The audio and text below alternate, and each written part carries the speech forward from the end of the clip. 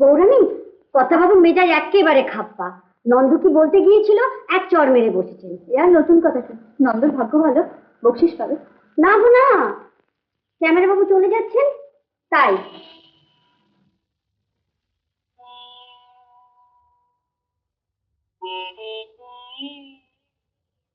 আদালত সীতাপতিকে ডাক। আচ্ছা থাক থাক, আমি যাচ্ছি।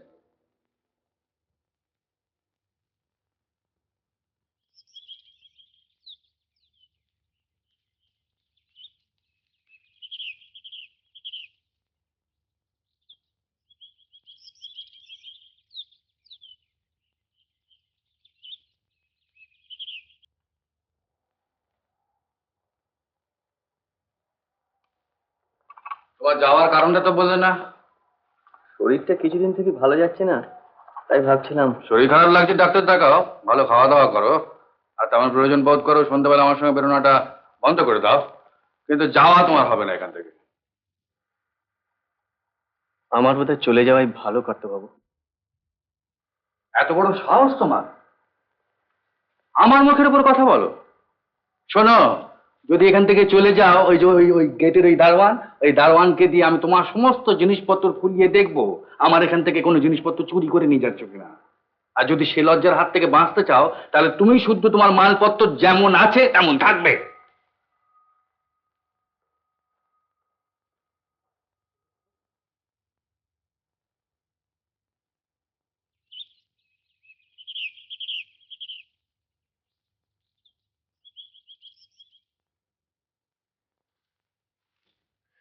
মুন্নিকে দেখেছো বাবা? মুন্নিকে না তো। সৌরভী বললে যে এইদিকে সে এসেছে। কোথায় যে গেল? কি গো, দিলে খাবে নাকি? পথ ছাড়ো। মুন্নি, ও মুন্নি, কোথায় যে গেল? মুন্নি কোথায় যে গেল? ও বাবু, মুন্নিকে দেখেছো গো? না তো। সৌরভী বললো যে এইদিকে এসেছে। মুন্নি, ও মুন্নি, কোথায় যে গেল? ওরে ছিঁড়ে ফেলো। মুন্নিকে তাহলে তুমি দেখোনি? কোথায় এখন আমি খুঁজে বেড়াই, মুখপুরে আমাকে জ্বালালো, আমি খুঁজে খুঁজে সারা হয়ে যাচ্ছি। ও মুন্নি। এত বড় পৃথিবীতে তুমি আমার আপনজন। তুমি রাগ করে চলে গেলে গলার দড়ি আমার সম্বল হবে।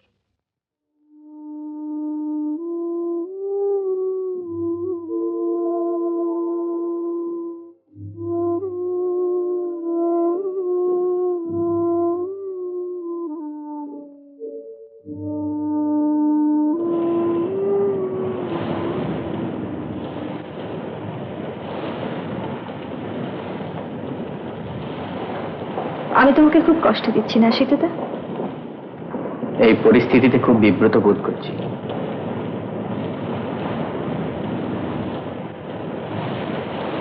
এই লকেটটা চাইতে পারো?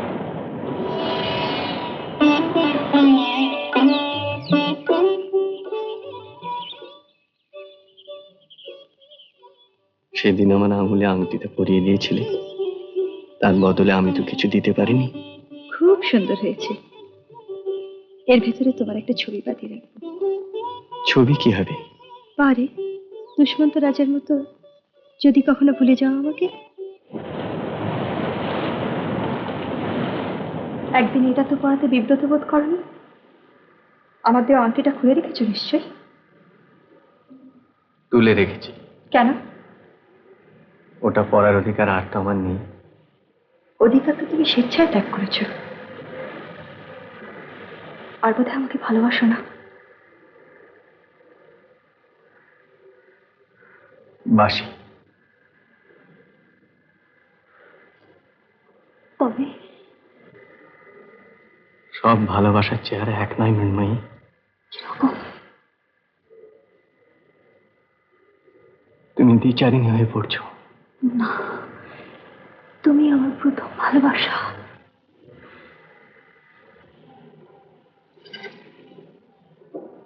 ভুলে যেও না, তারপরে অগ্নিসাক্ষী করে তুমি আরেকজনকে স্বামী বলে গ্রহণ করেছো। সে একজন মাতাল, লম্পট, দুশ্চরিত্র, স্বামী হওয়া সম্পূর্ণ অযোগ্য। মাধব দত্তের মতন একজন লোককে কি এক রাতের অভিজ্ঞতায় চেনা যায়? তুমি তো অনেক রাত তার সাথে মেহফিল করে কাটিয়েছ। কিরম চিনলে শুনি? এ বাড়িতে এসে প্রথমেই বুঝতে পেরেছিলাম তোমার আমার মতন স্বাভাবিক পরিবেশে লোকটা বড় হয়ে ওঠে। তারপর কি দেখলে? আসলে লোকটা একটা ছেলে মানুষ। কর্তাবাবু তোর সম্মতির দলে তুমিই প্রধান হবে, আমি আগে থাকতেই বলে রাখছি সেতুদা। তুমি ইচ্ছে করে বুঝতে চাইছো না মৃন্ময়ী, বোধহয় নিজেই শোধ নিতে চাইছো।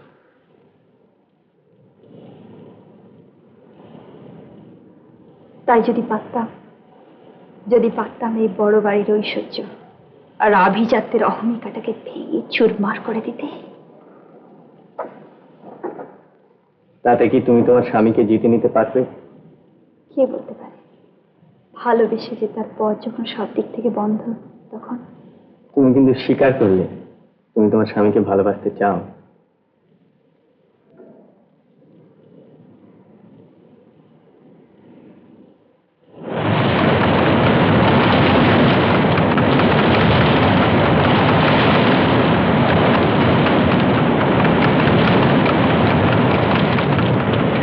বাবু, আজ মোটর গাড়ি বের না করে ভালোই করেছে, যা বৃষ্টি। আমার বুদ্ধিটাকে কি ঠাউরেছ বলো দেখিনি? পাটার বুদ্ধি। হ্যাঁ, তোমার মাথায় একটা শিং গজালো না কেন হে শিবকালী? না ভেবে চিন্তে গুপ করে একটা কথা বলে ফেল। তার চাইতে শিং দিয়ে একটা গুঁতো মারলেই পারতে। মানা বলো দেখিনি, এই বৃষ্টির মধ্যে আমি গাড়িটি বের করি, তারপর রাস্তার মাঝখানে জল ঢুকিয়ে ফুটো ভেলাটি হয়ে পড়ে থাকি। আপনার বুদ্ধির জোরে সেবার এই জন্ম হয়ে উঠল না। এখন যতই বৃষ্টি পড়ুক বিলিতি ঘোড়া ঠিক চলবে।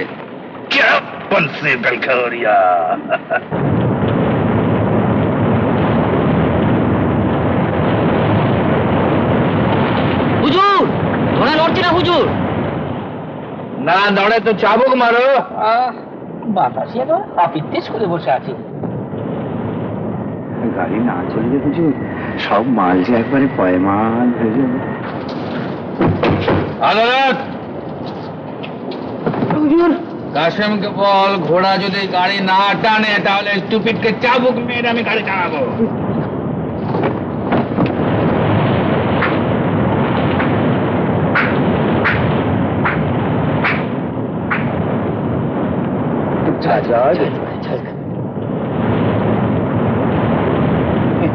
হুজুর, এও আমাদের একরকম নৌকো বিহার হচ্ছে। বড় বেরোসি খেয়ে চড়ছে। কেন, আমি কি করলাম? আমি তো রোজই নাইট ডিউটি দিচ্ছি। আরে নৌকো বিহের কি এমনি হলেই হলো? পুলিশ পুরুষ গোপিনী কোথায়? শ্রীরাধিকে। বৃষ্টিতে মাথাটা একবার ড্যাপ হয়ে গেছে। নৌকো বিহারের কথা বলে মেজাজটাই খারাপ করে। ঠিক রে? হুজুর, ওরা পড়ে গেছে।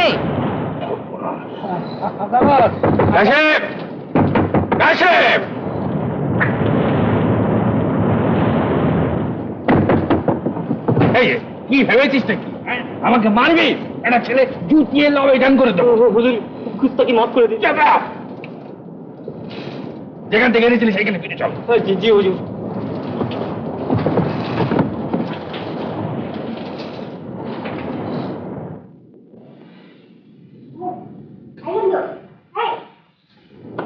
কি ব্যাপারে?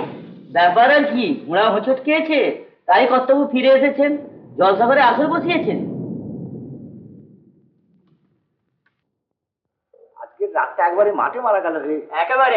আরে জমাতে জানলে এখানেই জমবে। একটা জিনিস বাদ থেকে যাচ্ছে যে হুজুর, জামা কাপড়টা পাল্টে নেবেন, কত সব নোংরা লেগে রয়েছে। হ্যাঁ কর্তাবু, পাল্টেই নি, কত রকম বীজাণু সব।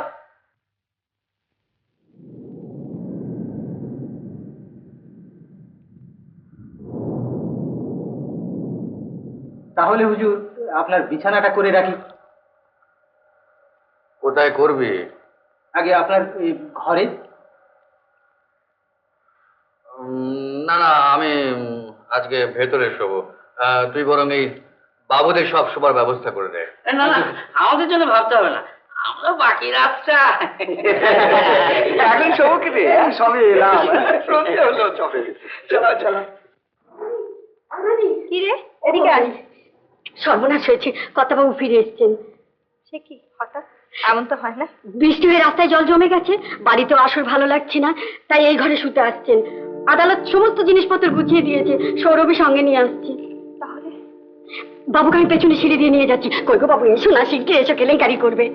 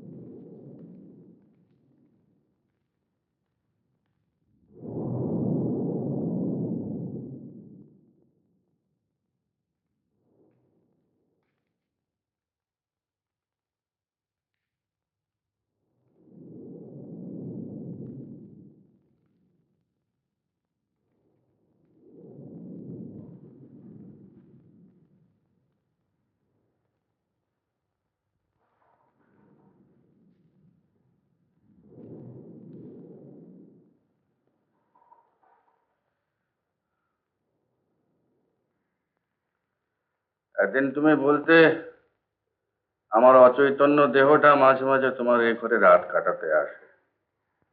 আর তোমার সে কথা মিথ্যে করে দিলুম তো? অবশ্য আজও তুমি বলতে পারো যে ফুলসজ্জের রাত্রের মতো আজও তোমার গা বমি বমি করছে, মদের গন্ধ আমার সহ্য হয়ে গেছে। কিন্তু তোমার ওইরকম মুখ ফিরিয়ে থাকা দেখে তো সে কথা মনে হচ্ছে না। কি করলে মনে হবে? যা আজ বৃষ্টির জন্য আপনি বাইরে হারালেন, তাই আমার কাছ থেকে পেলে? মাধব দত্ত বাড়ির বউ আর বাইরের মেয়ে ছেলেদের এক নজরে দেখে না।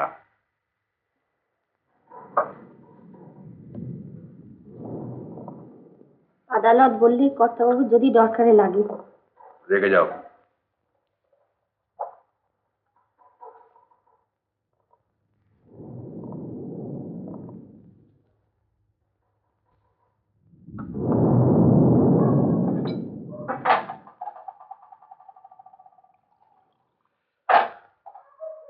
ভেবেছিলাম এখন আর খাবো না, কিন্তু ওই যে বললে মদের গন্ধ তোমার সহ্য হয়ে গেছে।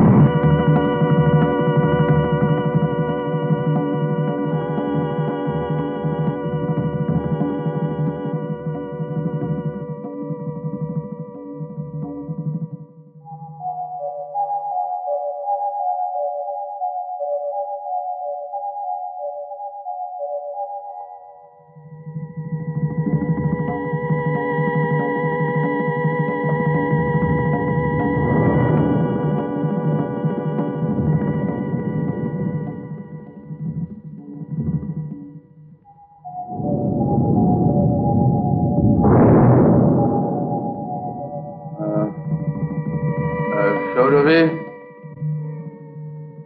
সৌরভী, ওকে বাবু। আজ ধোপা এসেছিল। হ্যাঁ? রানীমার ঘরে অন্য পুরুষের রুমাল আসে কোত্থেকে? হ্যাঁ, আজ ধোপা এসেছিল। আগে হ্যাঁ বাবু, বিকালে এসেছিল। শোনো, কাল থেকে ওই বাড়ির ধোপা আর রানীমার ধোপা আলাদা করে দেবে, বুঝতে পেরেছ?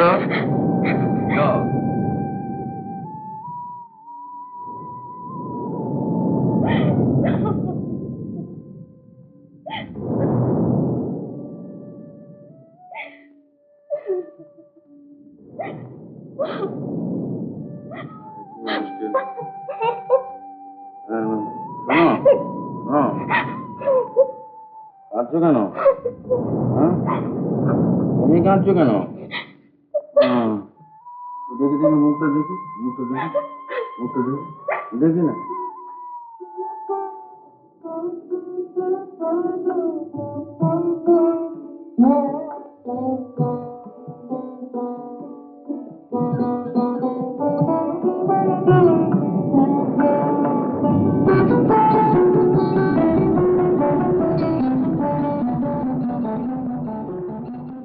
সে যতই কালো হোক আমার ভালো লেগেছে, ও সে যতই কালো হোক আমার ভালো লেগেছে।